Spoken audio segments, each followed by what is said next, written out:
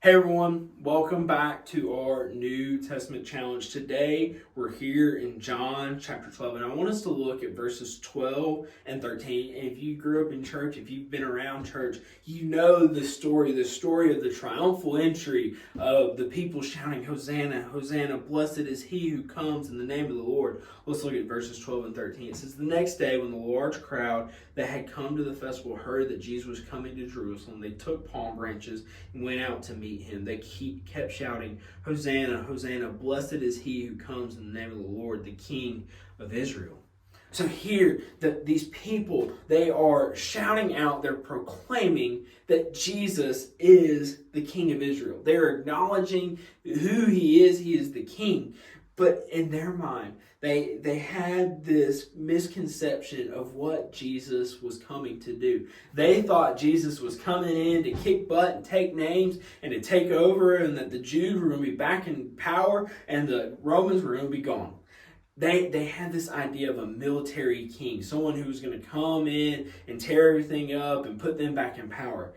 That was not what Jesus was coming to do. And so they had this misconception, and they were praising Jesus for what they thought he was going to do, not actually what he came to do. And we do the same thing, y'all. We have this common misconception. We have this thought in our brain of this is what Jesus should do because this is what I want.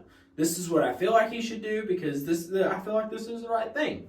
But this is the thing, and we'll praise Jesus when things are going great, when we're getting our way, when life is going great. But the second things get hard, the second something happens that you didn't see planned or you didn't want to happen, we're not as quickly to praise Jesus when life gets tough as we are when life is easy.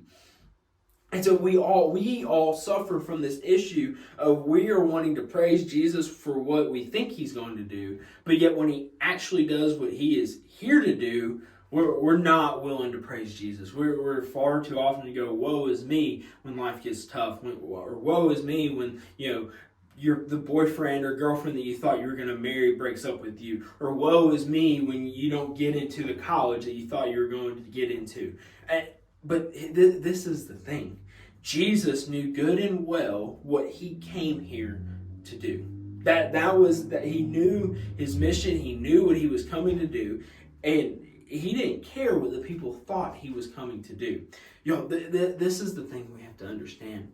Is while we in our brain, I personally, I'm a planner. I like to plan things out, have a plan of action. Let's make a plan, then let's go, let's execute, then we're done. And so when I have my plan, this is how I expect my life to look. But this is the other thing. God also has a plan. And a lot of times, those two plans do not line up.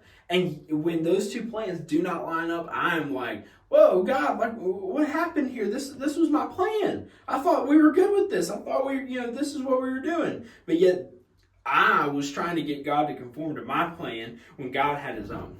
And so what I want you to see here was it happened here during the time when Jesus walked this earth, but we do it today where we think that God should do something when he already has a plan. And so what I want you to understand here is God ultimately has the ultimate plan. And he knows greater than you and I. And so if you don't get into that school you really wanted to get in, there might be something better on the other side. If you don't end up marrying that boy or that girl that you think you're going to, there's probably something better on the other side. And so my challenge to you today is that you will let go of this misconception that I have a plan and this is what I want to do and this is what God should let me do, and submit to the plan that God has for you. So you all have a great rest of your day.